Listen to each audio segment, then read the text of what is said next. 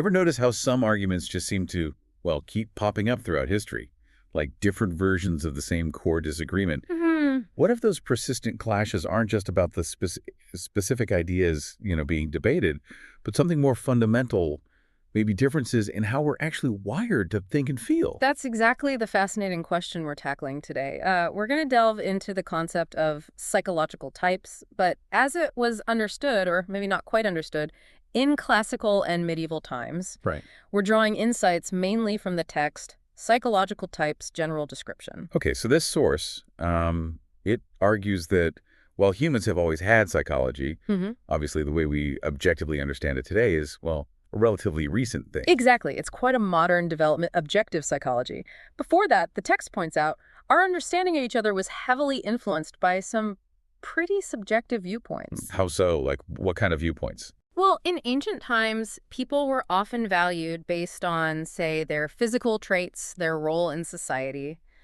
The source calls this a biological valuation. Okay. Then you move into the medieval period, and the focus shifts more to the metaphysical valuation, the state of the soul. All right. But neither of these approaches really allowed for a clear, unbiased look at individual psychological differences. It was much more about fitting people into existing categories, not really understanding their unique inner lives. So it wasn't about seeing individuals for who they were, psychologically speaking, and this kind of subjective approach, it had a ripple effect on how people understood the world and, well, each other. Absolutely. Objective psychology, as the source explains it, depends on observing and experiencing things directly. Seems simple enough. Yeah. But even then, the observer's own subjective psychological constellation, as the text puts it, inevitably plays a part. It's hard to avoid. So we see what we are, Yeah. in a way. We tend to see what resonates with our own inner world, yeah. The text cleverly uses that analogy, about seeing the mote in your brother's eye, implying maybe you should look at the beam in your own first. Ah, right. That makes perfect sense. It's like we all wear our own tinted glasses. So being aware of our own tint, our own biases, becomes crucial if we want to understand someone else's perspective more clearly. Precisely.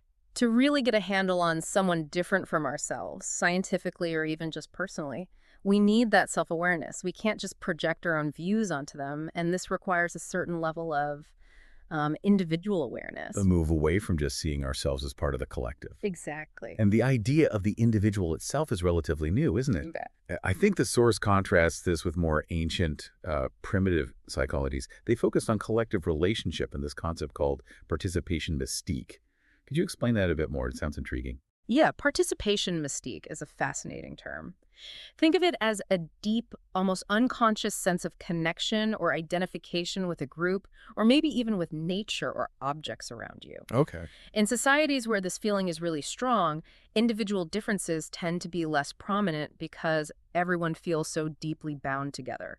It's harder to recognize someone's unique psychology when your own perspective is so embedded in that collective consciousness. It's like trying to see a single tree when you feel completely part of the entire forest. That's a great way to put it. Yeah.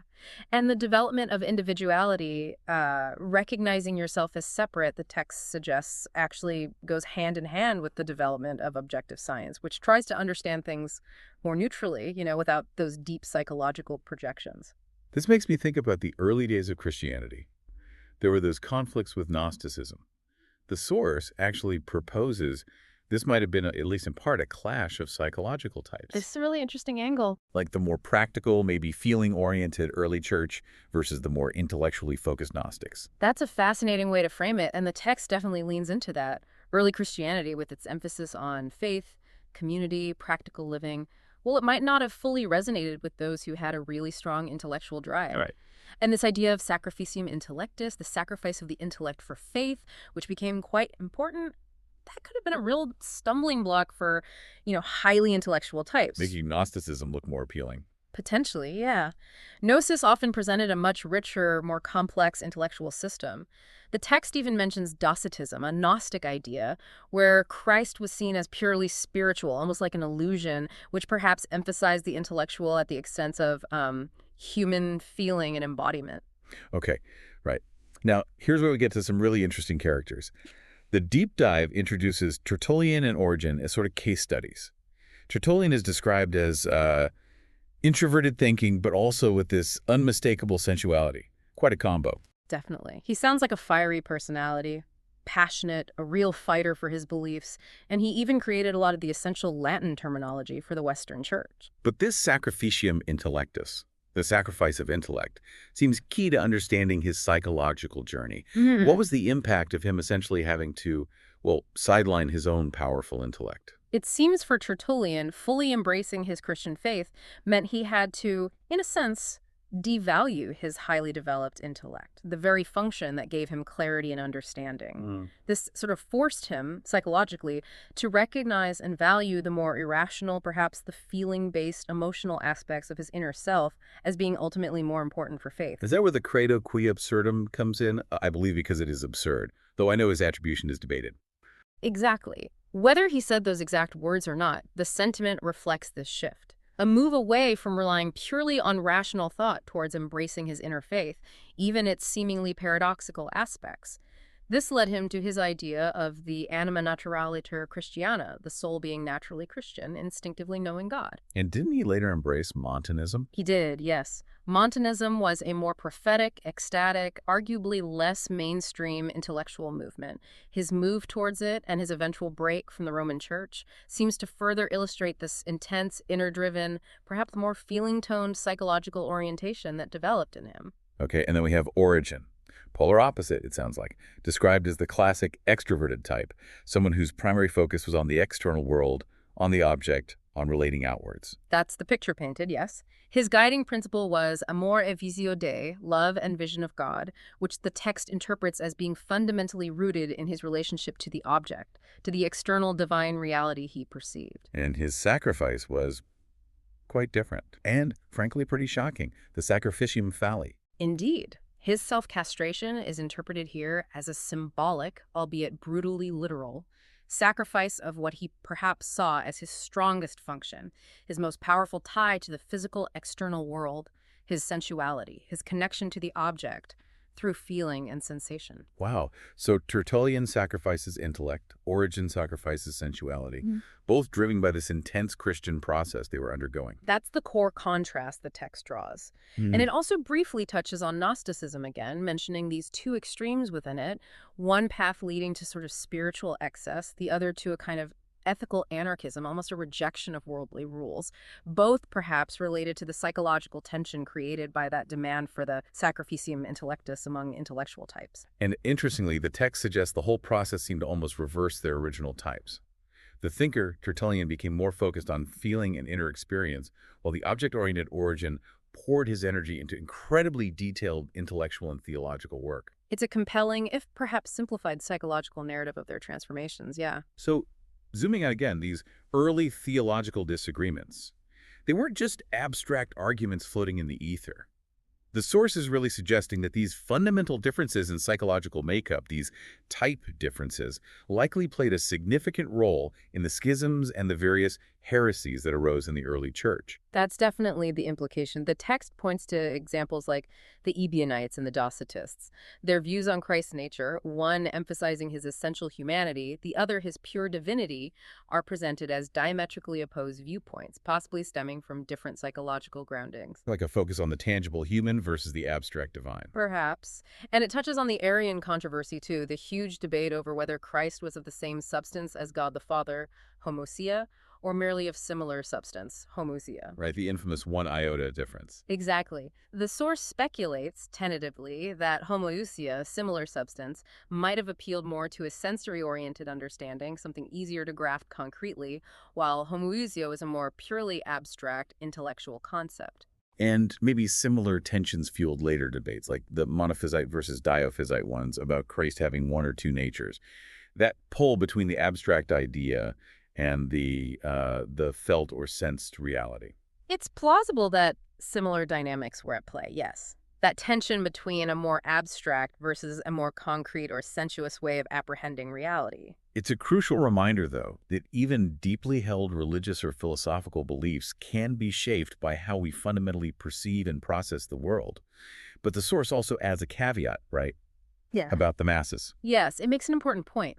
While the originators of these disputes, the theologians and thinkers, were likely grappling with the genuine nuances of dogma and their own psychological leanings, mass participation in these conflicts was often driven by, well, political power struggles. Ah, Theological differences could sometimes become convenient catchphrases or rallying cries for groups vying for influence, even if the average person wasn't deeply invested in the specific theological point itself. so the psychological difference might spark the fire, but politics fans the flames. That's a good way to summarize the dynamic the text suggests. Yeah. It argues there's often this underlying psychological divide, valuing what we can sense and feel, our concrete experience, perhaps even projecting our human feelings onto the divine, versus valuing the abstract, the objective, the sort of extra-human idea or process, and each viewpoint risks missing the value in the other. Okay, moving ahead in history, maybe a few centuries, the deep dive tackles that long-running, really central medieval debate between nominalism and realism. Can you give us a quick refresher? Sure. So nominalism, in essence, says that general terms, universals like muti, chair, justice, they're just names, nomina in Latin that we give to groups of individual things that seem similar. They don't exist as independent realities. Got it, just labels. Pretty much. Whereas realism argues the opposite, that these universals like chairness or justice itself do exist in some real way, independently of, or maybe even before, the individual chairs or just acts we encounter. The source even throws in some vivid quotes from Anatole France and Nietzsche to show the more extreme, almost cynical side of nominalism. Right, like Nietzsche saying there are no facts, only interpretation. Something like that, yeah. And what's really interesting is how the source, again, connects this deep philosophical debate to underlying psychological tendencies. How so? Well, nominalism, with its focus squarely on individual things, on sensory experience, on the concrete, it's presented as stemming from a more skeptical, perhaps more empirical or sensation-oriented mindset. So, Realism, on the other hand, emphasizing these abstract ideas that exist somehow before or above the individual things, that suggests a different way of seeing the world. Maybe one that looks for underlying order, inherent meaning, the big picture behind the particulars. and this isn't new, right? The source links it back to ancient philosophy. Absolutely. It mentions Plato, obviously the arch-realist with his world of forms or ideas, and his criticisms of groups like the Cynics and the Megarians, who were much more nominalistic in their thinking. The source brings in some great, almost anecdotal examples here, like Antisthenes the Cynic, who apparently took issue with Plato's abstract ideas and focused only on the tangible. Didn't he want to rename Plato something unflattering? Yes. The text mentions an anecdote about him wanting to call Plato Sathon, which apparently means something like big penis, implying Plato was puffed up with his abstract theories rather than grounded in reality. Whether it's true or not, it captures that cynic rejection of abstraction. And Stilpin of the Megarian school, arguing that Phidias's famous statue of Athena wasn't really Athena, just ivory and gold. Exactly. Another perfect example. Stilpon's point was purely nominalist. The statue is the material, the individual thing you see and touch. The general concept Athena isn't in the statue in a real sense. It highlights that emphasis on the tangible, the individual, the directly perceivable. So they were really pushing back against Plato's world of ideas. Very much so. Antisthenes, maybe influenced by his more working-class background, championed this sort of back-to-nature simplicity, focusing on concrete feeling and direct sensory experience. That put him fundamentally at odds with Plato's highly abstract intellectual system. And the Megarians, they were known for their logic puzzles, right? Well, To expose problems with language. yes, they were masters of logic and dialectic. Stilpon argued that generic concepts like man don't really refer to anything specific. Who is this man you speak of? He refers to nobody in particular. They devised clever paradoxes like the horned man or the veiled man, designed to show the limitations of language and challenge the idea that our words perfectly capture some underlying Platonic form or universal reality. So it's like they were saying, look, I only see individual just acts, show me justice itself. But the source is careful not to take nominalism too far either, right? Okay. It points out that these general concepts must correspond to something real. Exactly. They're not just arbitrary labels. These general concepts, like dog or tree, they do reflect real similarities, real patterns, real conformities that we observe in the world among individual things. Our words might be imperfect captures, but the shared qualities are there. The text uses energy as an example, didn't it? An abstract concept, but with very real effects. Precisely. You can't point to energy itself, but its effects are undeniable and measurable. So the text argues that the value we place on either the individual thing or the general concept, that's often tied to our individual psychological attitude and maybe the prevailing mindset of the time. So Plato's world of ideas is this grand, synthetic, overarching system. Superhuman, almost. Right. Very different from the more grounded focus of the Cynics and Megarians, with their principle of inherence focusing only on what's directly present in the individual thing. Exactly. That principle of inherence says you can only predicate something of a thing that is essentially identical to it. Man is man, good is good, but not man is good. It really limits abstraction. Though the source mentions Euclides of Megara having an idea of all oneness, maybe as a balance. Yeah, it's suggested that maybe extreme criticism needs some kind of positive unifying principle to compensate, and Euclides' idea might have served that purpose for some Megarians. It shows that even within these schools, there were complexities. So the core conflict remains, focusing on what's inherent in the individual thing versus constructing broader categories and ideas based on similarities. Right. And the source suggests that creating those useful general ideas requires constructive judgment, recognizing those conformities. But you also have to be careful not to just let associations run wild without a basis in reality or value. Ultimately, this whole inherence versus predication problem, it seems to reflect that fundamental psychological tension between abstract mental processes and thinking or feeling that's oriented by concrete sense objects. And the source even floats the idea that a more feeling-oriented, maybe proletarian perspective might naturally lean towards inherence, focusing on personal sensory experience. Though it admits typing these ancient figures is tricky. Very tricky. You could argue for different types based on different aspects of their work or lives. But the core disagreement, the source argues, really highlights the ongoing tension in human thought. The pull between the collective idea, the universal, and the individual thing, the concrete experience. Okay, this sets the stage perfectly for the medieval period and the scholastic obsession with this very problem, the problem of universals. How did they frame it? The source mentions Porphyry, a Neoplatonist philosopher, whose questions really set the terms of the debate for the Middle Ages. He asked, are universals real substances or just concepts in the mind? Are they physical things or non-physical? Do they exist separately from sensible things or only within them or somehow around them? Lots of questions, and the three main answers were? Broadly, yes. Universia ante-rem universals exist before things, independently, which is the Platonic realist view. Then Universia post-rem universals exist after things, essentially as concepts we form based on experience, the nominalist view. And Universalia in re-universals exist in things, which is the more Aristotelian moderate realist position. Got it. And the source highlights some key figures in this debate. It does. It mentions Johannes Roscelinus as an extreme nominalist. He apparently argued universals were just nomina rerum, the names of things, basically just puffs of air, flatus votus. This view actually got him into trouble, suggesting it led to a kind of tritheism when applied to the Trinity. Wow. Okay. And on the other extreme?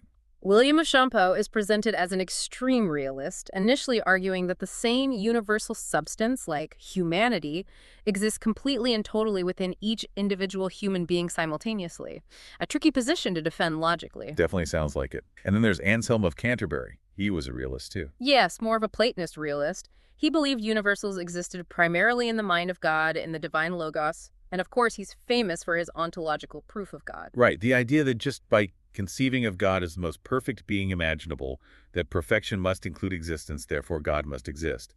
The source offers a psychological take on this. It does. It suggests that psychological root of the ontological argument isn't so much strict logic, but the incredibly high value that certain thinkers and the culture of that time placed on the idea itself, the idea of God, perfection, the universal. So the idea felt so real, so potent, it had to correspond to reality. Exactly. For a mind oriented that way, where abstract ideas hold supreme psychic value, the notion that the highest possible idea wouldn't actually exist seemed almost unthinkable, psychologically impossible. Their whole worldview prioritized the reality of the idea. But it wasn't universally accepted even then. Ganilo's Lost Island criticism came pretty quickly. Right. Ganilo pointed out quite cleverly that you can imagine a perfect lost island, the greatest conceivable island, but that doesn't mean it actually exists somewhere in the ocean. Just thinking it doesn't make it real. And centuries later, Kant famously critiqued it too, saying being or existence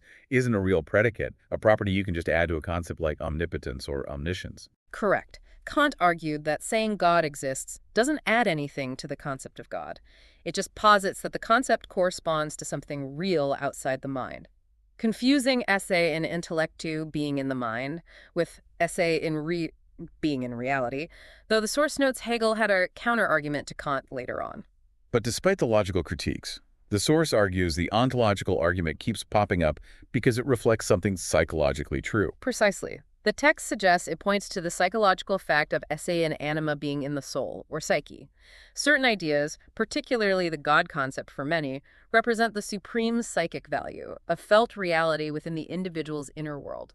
So psychologically, the proof is almost superfluous because the idea already feels supremely real to that person. That's the idea. The God concept, psychologically speaking, stands for the highest value, the ultimate meaning or energy center for that individual psyche, even if the specific content of that concept varies hugely between people. Okay, so amid this realism versus nominalism battle, Peter Abelard emerges. The source positions him as trying to find a middle path. Conceptualism. Yes, Abelard is presented as a mediator, trying to synthesize the truths he saw in both camps. He wasn't willing to dismiss universals as mere names like Roscellinus, nor accept the extreme realism of William of Champeau. So what was his solution? His conceptualism proposed that universals don't exist independently before things like Plato Anselm, nor are they just names applied after things like Roscellinus.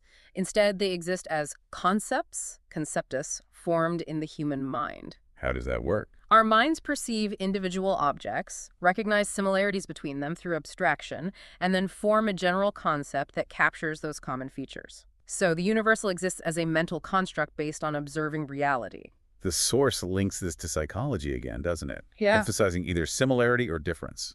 It does. It suggests that different psychological constitutions might naturally incline people towards emphasizing either the similarities between things, abstraction leading towards realism, or the distinctiveness and diversity of individual things, empathy, maybe leaning towards nominalism.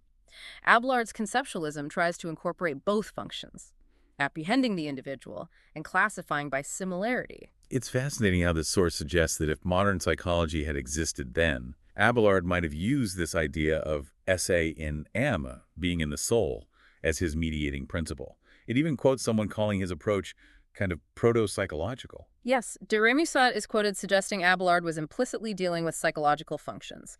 But Abelard, being primarily an intellectual philosopher of his time, framed his solution in terms of logic and language. With his concept of sermo. Right. For Abelard, the universal wasn't just the physical sound, the vox, like the extreme nominalist thought, but the meaningful proposition, the sermo, which has a fixed meaning and represents the common factor or idea abstracted from individuals. It's more than just a name, but less than an independent Platonic form.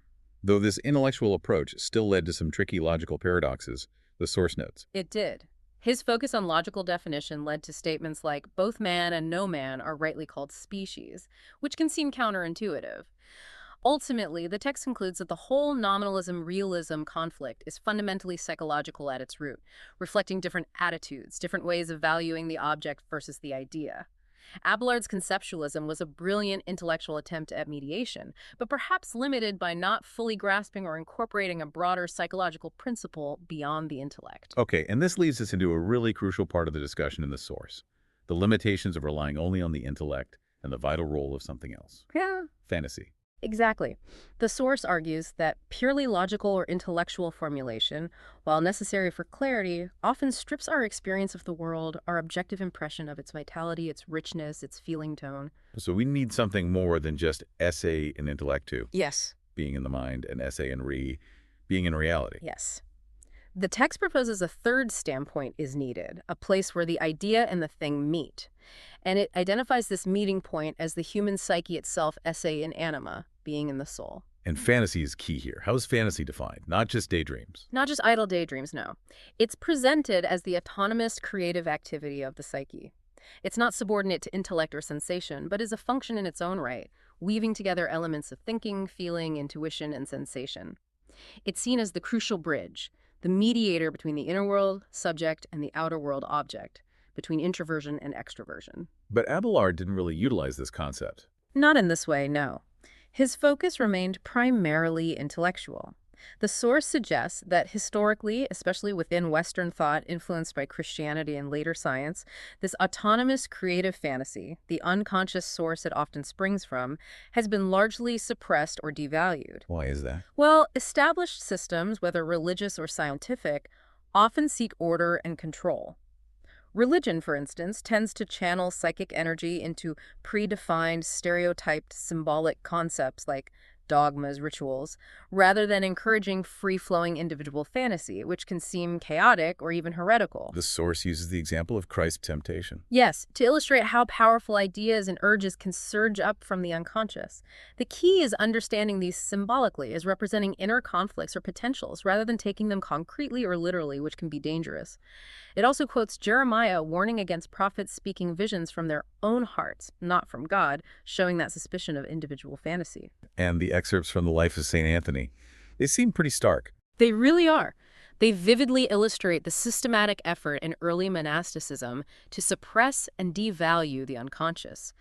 Anthony hears voices, sees visions, feels temptations, all perceived as demonic assaults from outside, needing to be fought off and rejected. There's little sense these could be expressions of his own psyche needing integration. So this suppression strengthens the conscious mind, but at a cost.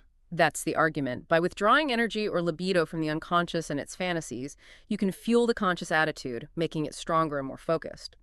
This was arguably necessary for building civilization and developing rational thought, but it also led to this predominantly negative view of the unconscious and fantasy, which carried over into early psychology and science.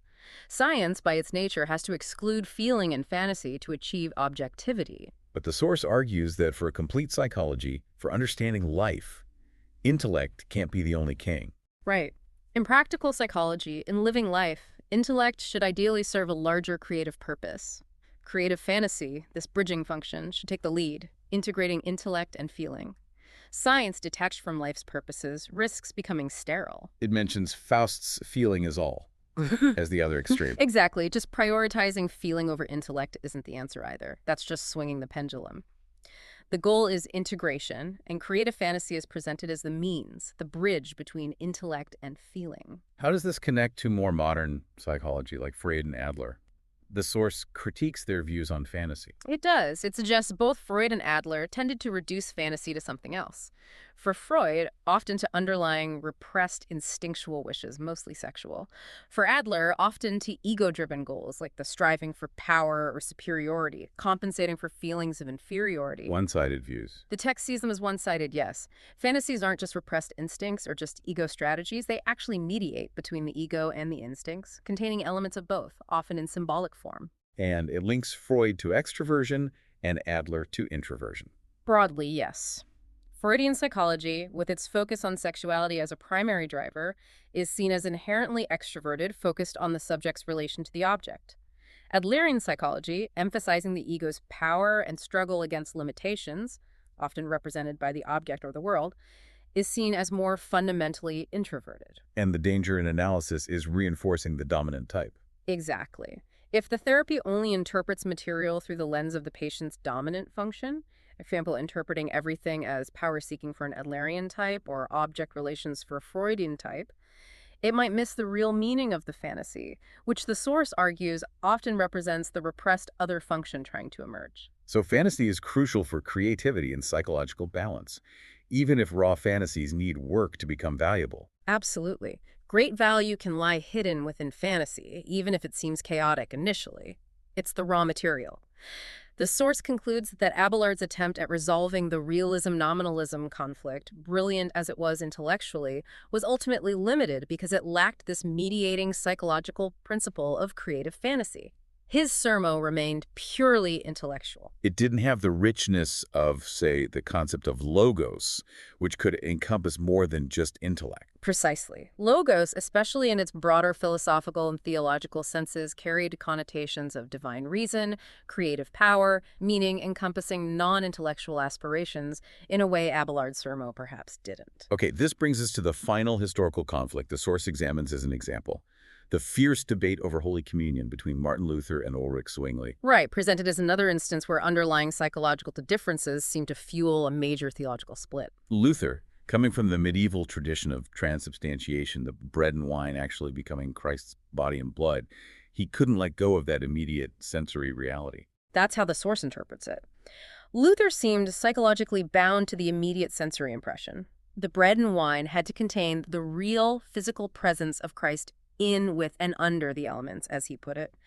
Concepts developed later, like consubstantiation or ubiquity, Christ's body being everywhere, were attempts to rationalize this fundamental, psychologically necessary stance for him. So it was about affirming his feeling, his connection grounded in that direct sense impression. Yes, the text frames it as a psychological necessity for Luther. His feeling-based connection to the sacred required that concrete presence. A purely symbolic interpretation felt empty or inadequate to him. Whereas Zwingli took a completely different approach. Completely. Zwingli argued for a purely symbolic conception. Communion was a memorial, a spiritual partaking through faith. His view had the advantage, from his perspective, of being more rational, not violating the perceived laws of physics, and aligning better with certain scriptural interpretations. But it lacked something for Luther. It lacked, according to the source's analysis, a formula or experience that could reproduce that unique sensory and feeling value that Luther felt was absolutely essential and which the traditional doctrine, in his interpretation, preserved. So ultimately, two mutually exclusive viewpoints, rooted in different psychological ways of experiencing and valuing the sacred. That's the conclusion drawn. Luther's needing the concrete, the sensuous, the feeling-laden presence. Zwingli's emphasizing the abstract, the spiritual, the rational understanding. Two different orientations leading to an intractable disagreement. So if we step back now and look at everything we've sort of unpacked today, this deep dive into classical and medieval thought, seen through this lens of psychological types, it really highlights a recurring theme, doesn't it? It really does. These enduring debates, Gnosticism versus early church, nominalism versus realism, Luther versus Zwingli, they often seem to boil down, at least partially, to these fundamental differences in psychological orientation. The concrete versus the abstract, the intellectual versus the emotional or sensory. Precisely. Oh. And as the source itself readily acknowledges, this exploration has really only scratched the surface. It's a vast and incredibly complex topic. Our aim today wasn't to give the final word, but more to illuminate how these typical differences in viewpoint, as explored in the source material, might have played out historically. It definitely gives you a new framework for thinking about why some arguments just seem eternal, Right.